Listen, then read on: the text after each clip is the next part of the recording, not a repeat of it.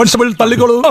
അപ്പൊ നമ്മള് എന്താണോ ഉള്ളത് അതുകൊണ്ട് ജീവിക്കാനും അതിൽ സന്തോഷിക്കാനും അതിന്റെ ഭാഗമായി മാറാനും കഴിയണം. എനിക്ക് അങ്ങനെ ഒരു നിലയാണ് എപ്പോഴും ഉള്ളത്. ആര് പറയുന്നു? ഞാൻ കേട്ടിട്ടില്ലല്ലോ. അസൂയ കൊണ്ട് പലരും പറയാറില്ല, അതുകൊണ്ട് ഞാൻ സ്വയം പറയുന്നു. വല്ലാതെ എന്തെങ്കിലും മോഹിക്കുന്ന കാര്യമില്ല. അത് നീ വല്ല സ്കൂൾ മാഷ്മാരോട് പറഞ്ഞാൽ മതി, അവര് വിശ്വസിക്കും. ഇവൻ പറയുന്നത് വിശ്വസിക്കരുത്. ഇവൻ ഭക്ഷണം കഴിക്കാനും കള്ളം പറയാനും മാത്രമാണ് വാ തുറക്കുന്നത്. നേരിടുന്ന ഒരു ദുരവസ്ഥ വ്യക്തിപരമായ അധിക്ഷേപങ്ങളും വ്യാജ ആരോപണങ്ങളും നേരിടേണ്ടി വരുന്നതാണ്. നിന്റെ കയ്യിലിരിപ്പതായിരുന്നല്ലോ. രാഷ്ട്രീയ രംഗത്ത് മാത്രമല്ല കലാരംഗത്തും ഒക്കെ ഉണ്ട്.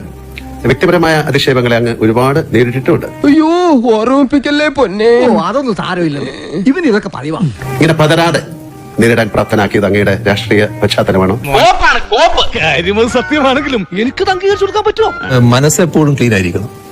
നമ്മുടെ മനസ്സിലൊരു കുറ്റബോധം ഉണ്ടാകരുത്. ഭയങ്കരം തന്നെ.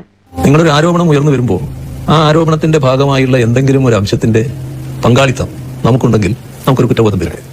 ഒന്നുമില്ലാത്തൊരു കാര്യം പറഞ്ഞു കേൾക്കുമ്പോൾ അതിനൊരു ചിരിയോടെ നേരിടാൻ നമുക്ക് സാധിക്കും. ഈ മൊയ്തീനിക്കാന്റെ ഓരോ തമാശകള് ഇങ്ങനെ പോലെ കെട്ടുകഥ ഉണ്ടാക്കാൻ ഇത്ര വിദഗ്ധം മലപ്പുറം ജില്ലയിൽ വേറെ ഇല്ല. ഈ കള്ളം പറയുന്നതിനും പ്രവർത്തിക്കുന്നതിനും ഒക്കെ ഒരു ടെക്നിക്ക് വേണം. ശരി സാർ, അതാദ്യം പഠിക്കണം നീ കേട്ടാ. ആദ്യമായി കഴിഞ്ഞ ജനങ്ങളിൽ ഇത്രയധികം ആത്മവിശ്വാസം പകരാൻ അങ്ങേക്ക് കഴിഞ്ഞത് എങ്ങനെയാണ്?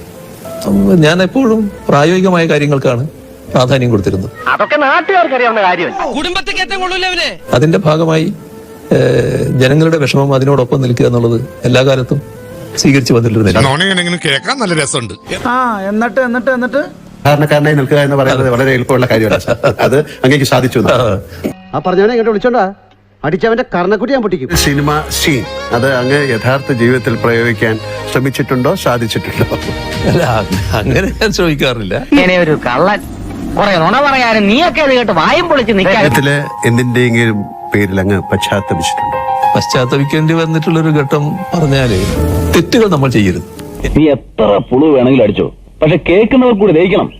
എനിക്ക് വായി തോന്നുന്ന ഞാൻ പറയും. എന്റെ പൂർണ്ണമായ വിശ്വാസം ഇതേവരെയുള്ള എന്റെ ജീവിതത്തിൽ എന്തെങ്കിലും തരത്തിലുള്ള ഒരു തെറ്റ് ഞാൻ ചെയ്തു എന്ന് എനിക്ക് ബോധ്യമില്ല.